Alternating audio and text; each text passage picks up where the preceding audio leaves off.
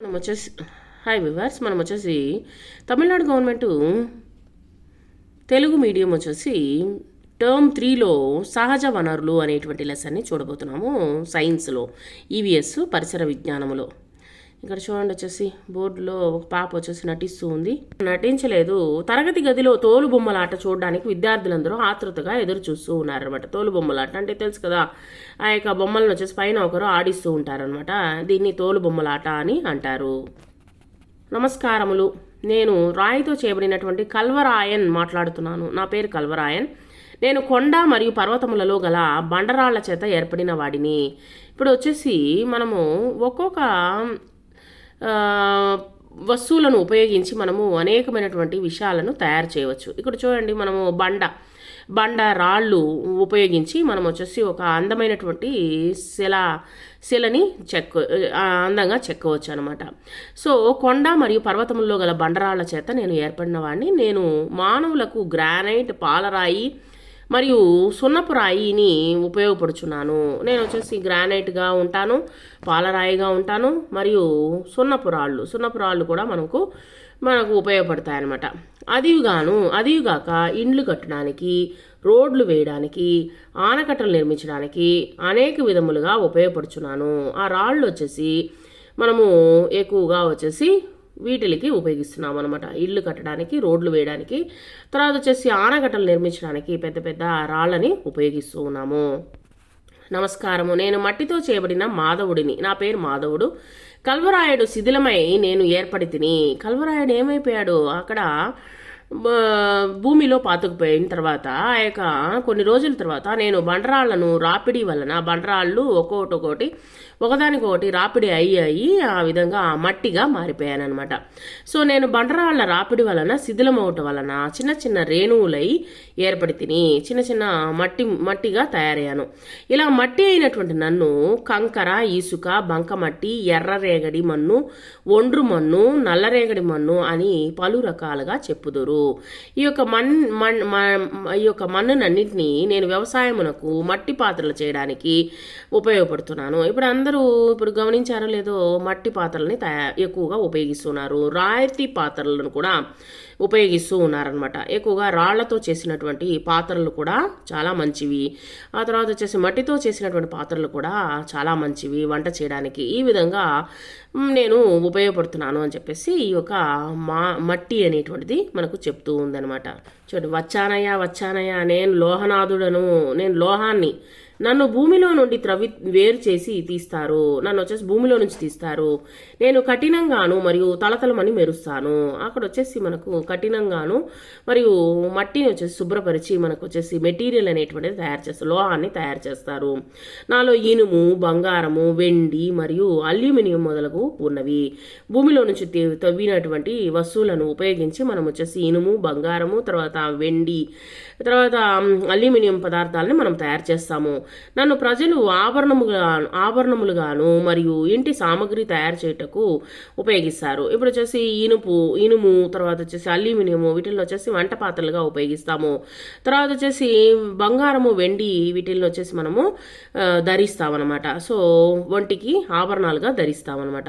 ఈ విధంగా నేను లోహాన్ని నేను భూమిలో నుంచి తవ్వబడుతాను. భూమిలో నుంచే దొరుకుతుంది మనకు.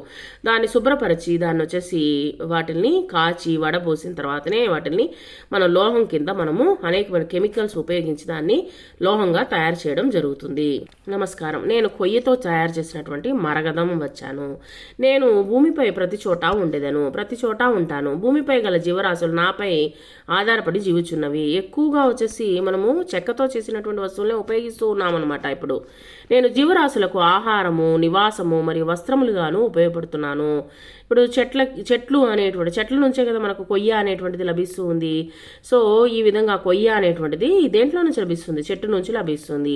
కాబట్టి జీవరాశులకి ఆహారము, కావలసినటువంటి ఆహారాన్ని ఇస్తున్నాను. తర్వాత నివాసము, దాంతో మనం వచ్చేసి వుడ్ని ఉపయోగించి మనము ఇళ్లలో ఉపయోగించిన అలమారలు, తర్వాత కుర్చీలు, టేబుల్స్, ఈ అనేకమైనటువంటి విషయాలను మనం తయారు చేసుకుంటున్నాము. మరియు వస్త్రములుగాను కూడా ఉపయోగపడతాను.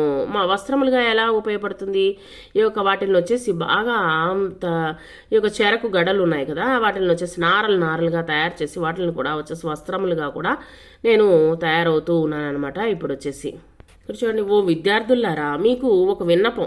మానవులైనటువంటి మీరు మమ్మల్ని నరికి నాశనం చేయట ద్వారా ఏమవుతుంది, చెట్లను నరికివేయడం వలన వర్షాలు అనేటువంటి తగ్గిపోతూ ఉన్నాయి. అది కాక భవిష్యత్తు కాలంలో ఈ భూమి నీరు లేని ఎడారిగా మారిపోతుంది అని మరగదం కన్నీటితో వెళ్ళెను. సో కాబట్టి మీరు చెట్లని ఎక్కువగా నరకొద్దు. ఒకవేళ ఒక చెట్టును నరికినా కానీ మీరు 10 చెట్లని నాటండి. ఆ రోల్ ఉంది చూడండి, ఆ యొక్క రోల్ వచ్చేసి రాతితో తయారు చేసింది. తర్వాత ఆ టేబుల్ వచ్చేసి చెక్కతో తయారు చేసింది. కుండ వచ్చేసి చెక్కతో తయారు చేసింది. టేబుల్ వచ్చేసి చెక్కతో తయారు చేసింది. తర్వాత వచ్చేసి కొయ్యతో తయారు చేసింది. కింద ఉన్నటువంటి బొమ్మ వచ్చేసి మట్టితో తయారు చేసింది. కత్తి వచ్చేసి మెటీరియల్ అనమాట. సో మెటీరియల్తో తయారు చేసింది. ఇనుముతో తయారు చేసింది. తర్వాత వచ్చేసి కొయ్యతో తయారు చేసింది. తర్వాత ఇడ్లీ గిన్నె వచ్చేసి దాయపు ఇవి కూడా కొయ్యతో తయారు చేసింది. తర్వాత పుస్తకాలు, తర్వాత వచ్చేసి రోకలి, ఇవి వచ్చేసి ఇవన్నీ మెటీరియల్స్ వచ్చేసి మన ఇనుముతో సంబంధించినటువంటివి, పింగాణితో సంబంధించినవి అనేకమైనటువంటి విషయాలను మనము తయారు చేస్తూ ఉన్నాం అనమాట. ఇలాంటి వస్తువులన్నింటినీ మనకు దొరికేటువంటి విషయాలను ఉపయోగించి, సహజ వనరులను ఉపయోగించి మనము తయారు చేస్తూ ఉన్నాము.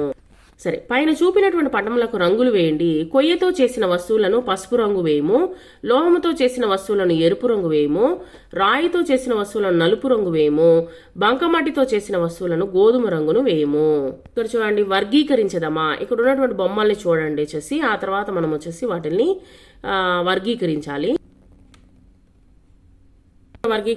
కొయ్యతో చేసిన వస్తువులు, బంకమట్టితో చేసిన వస్తువులు, లోహముతో చేసిన వస్తువులు, రాయితో చేసిన వస్తువులు, ఈ విధంగా మీరు వాటిని వర్గీకరించండి.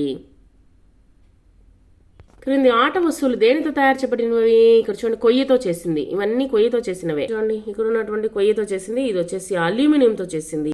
ఒకటి వచ్చేసి ఇది వచ్చేసి మట్టి బొమ్మతో చేసింది. ఇది వచ్చేసి కొయ్యతో చేసింది. ఇది వచ్చేసి ఇనుముతో తయారు చేసింది. దాయం వచ్చేసి ఇనుముతో తయారు చేసింది. క్రింది ఆట వస్తువులు దేనితో తయారు చేయబడినవో చూడండి. ఈ యొక్క పడవ వచ్చేసి మనము కొయ్యతో తయారు చేసింది. ఇవన్నీ కొయ్య మరియు ఇనుముతో తయారు చేసింది. ఇవన్నీ కొయ్యతో చేసింది. ఇవన్నీ మెటీరియల్ అనమాట, యొక్క ఇనుముతో తయారు చేసినవి. సరే, సముద్ర తీరానికి వెళ్ళేదామా. మనం వచ్చేసి బీచ్కి అప్పుడప్పుడు వెళ్తూ ఉంటాం అనమాట. సరే, సముద్ర తీర దృశ్యములు చూడము. ఏ దృశ్యములు చూస్తున్నారు వాటిని వచ్చేసి రాయండి. సముద్ర తీరము విశాలమైనటువంటి ఇసుకతో నింపబడినటువంటి ఒక ప్రదేశము. ఇక్కడ ఉన్నటువంటి ఇసుక చిన్న చిన్న రేణువులుగా ఏర్పడినది. చిన్నవిగా ఉంటుందన్నమాట ఆ ఇసుక అనేటువంటిది. సముద్ర తీరపు ఇసుక నేల వ్యవసాయమునకు ఉపయోగపడదు. చూడండి, సముద్రంలో ఉండేటువంటి ఆ యొక్క నేల, ఆ యొక్క మట్టి వచ్చేసి దేనికి ఉపయోగపడదు, వ్యవసాయానికి ఉపయోగపడదు. సముద్ర తీరపు ఇసుక భవన నిర్మాణానికి కూడా ఉపయోగపడదు. సో అలాగే ఉంచేయాలన్నమాట. వాటిని దేనికి ఉపయోగపడదు ఆ రెండు. సముద్రంలో ఉండేటువంటి, సముద్ర ఒడ్డున ఉండేటువంటి ఇసుక వచ్చేసి దేనికి ఉపయోగపడదు. తర్వాత వచ్చేసి వ్యవసాయ భూములకు వెళ్ళేదమ్మా. ఇక్కడ చూడండి, వ్యవసాయ భూములు చూడండి వచ్చేసి వ్యవసాయం చేస్తూ ఉన్నారు. అక్కడ ఏ కార్యాలు జరుగుతున్నవి. సరే, వ్యవసాయ భూములలో మట్టి ఉన్నది. మట్టి వ్యవసాయమునకు అనుకూలమైనది. మట్టిని ఉపయోగించే మనం వచ్చేసి వ్యవసాయం అనేటువంటి చేస్తాము. మట్టిలో నీరు కలిపినప్పుడు అది బురదగా మారుతుంది. బురద మట్టిలో నారు నాటి వ్యవసాయం అనేటువంటి చేయుదురు. చూడండి, మనము తినేటువంటి అన్నము లేకపోతే మనం తినేటువంటి ప్రతి ఒక్క వస్తువు దేని నుంచి లభించేది, భూమి నుంచే లభిస్తుంది. బురదను ఏ ప్రదేశముల్లో చూశారు. క్రింద ఇవ్వబడినటువంటి చిత్రాలని గమనించి ఇసుక ఉన్నటువంటి ప్రాంతం 1 అని, బురద గల ప్రాంతము 2 అని గుర్తించండి.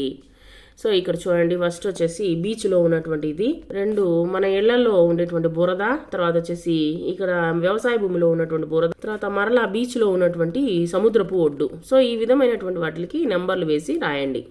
చూడండి, ఎత్తైన పర్వత ప్రాంతాల్లో వేసవి కాలమునందు కూడా వేడి తక్కువగా ఉంటుంది. ఎందువలన అనేటువంటిది తెలుసుకుందాము. తర్వాత నోట్స్ రాసేటప్పుడు తెలుసుకుందాము. Thank you very much.